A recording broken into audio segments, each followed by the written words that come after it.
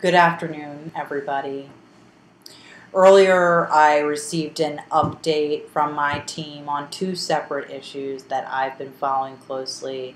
Our ongoing operation in Iraq and the situation in Ferguson, Missouri.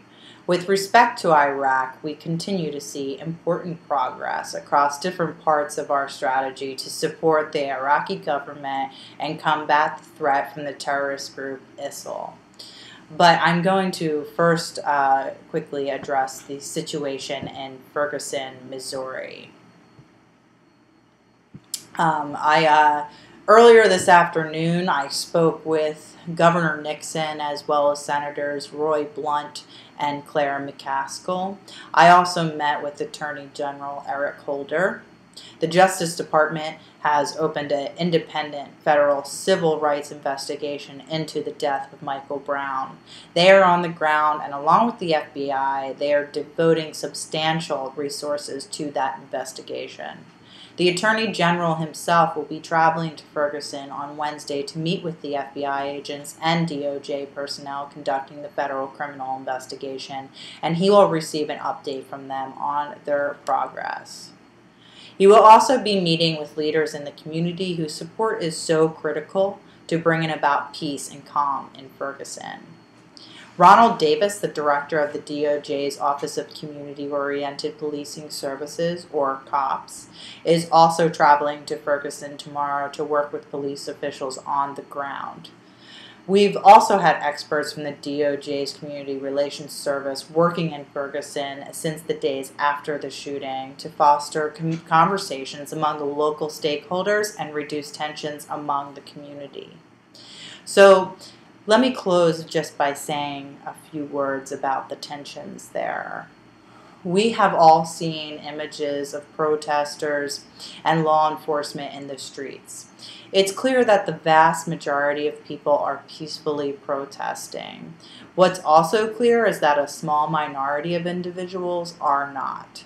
While I understand the passions and the anger that arise over the death of Michael Brown, giving into that anger by looting or carrying guns and even attacking the police only serves to raise tensions and stir chaos. It undermines rather than advancing justice.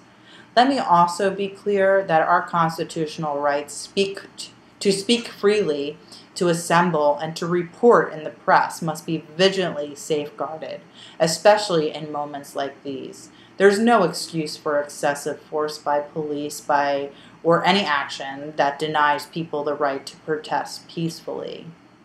Our nation is a nation of laws, of citizens who live under them, and for the citizens who enforce them. So to a community in Ferguson that is rightly hurting and looking for answers, let me call once again for us to seek some understanding rather than simply holler at each other. Let's seek to heal rather than to wound each other. As Americans, we've got this moment to seek out our shared humanity that's been laid bare by this moment.